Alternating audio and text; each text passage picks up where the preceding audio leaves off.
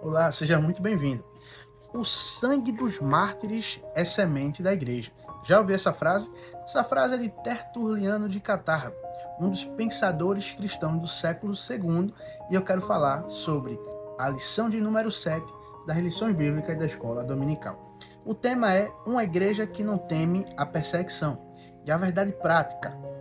Em relação à verdadeira igreja cristã, há duas verdades inegociáveis. A primeira, a igreja será perseguida. E a segunda, Deus a protegerá.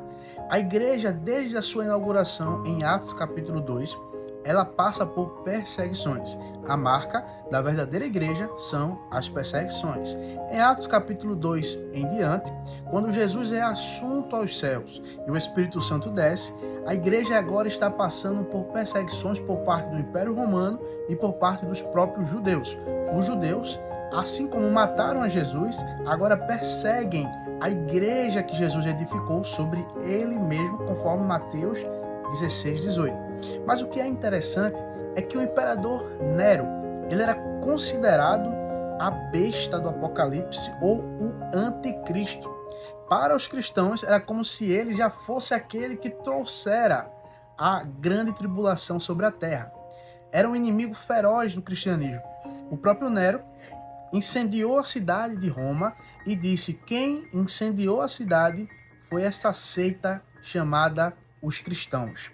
Essa seita que incendiou a cidade e também estão praticando canibalismo. Essa era a acusação de Nero. Por quê? A ceia da igreja dizia: vamos comer da carne, do corpo, beber do sangue de Cristo. E para Nero e para as pessoas, aquilo ali era canibalismo, o que na verdade não acontecia. Então era uma artimanha de Satanás para matar, perseguir e aniquilar a igreja. Só que a frase de Tertuliano de Cartago, do século II, o sangue dos mártires é semente da igreja. Por quê?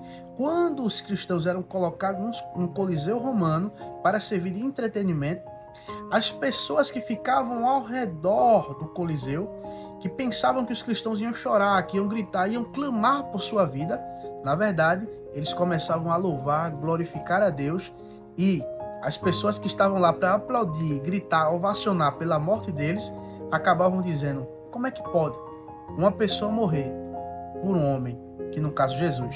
E essas pessoas começaram a se converter. Então, quanto mais matavam os crentes, mais a igreja crescia. O sangue daqueles que morriam, dos mártires, era semente para que a igreja crescesse. Depois de Nero, veio um imperador chamado Domiciano. Domiciano, ele mudou a maneira de perseguição. Porque Nero matava as lideranças, como por exemplo, Pedro foi um dos que morreu de cabeça para baixo, no madeiro, numa cruz. Tiago, os demais apóstolos. Paulo foi decapitado, uns foram mortos a fio de espada, outros foram lançados de precipício para que pudessem morrer. Então cada um dos apóstolos estavam morrendo de forma ferrenha. A perseguição estava muito grande, mas a igreja crescia em dobro. Então Domiciano diz: ao invés de prender, eu vou, ou melhor, ao invés de matar, eu vou prender. Então ele pega a maior autoridade do cristianismo na época. A maior autoridade era o apóstolo João. Ele prendeu na ilha de Patmos, pensando: agora vou cercear a voz. Agora eu vou acabar com a pregação do evangelho. Mas foi na ilha de Patmos que o Apocalipse foi dado a João.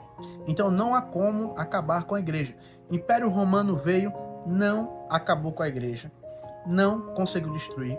A China comunista, Cuba socialista, tantos outros impérios, União Soviética e tantos outros sistemas e ideologias tentaram destruir, aniquilar, acabar. Fidel Castro proibiu a Bíblia durante 50 anos em seu país para que ninguém pudesse pregar a Bíblia.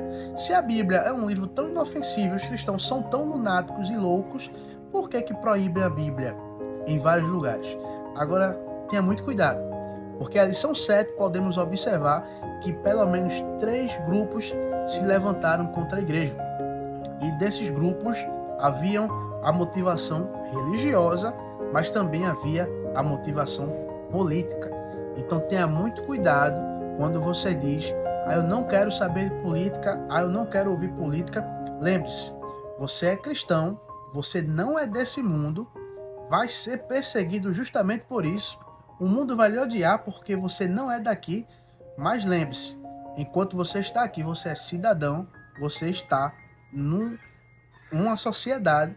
Então, entenda e pense bem em quem você vai colocar lá no poder para nos representar.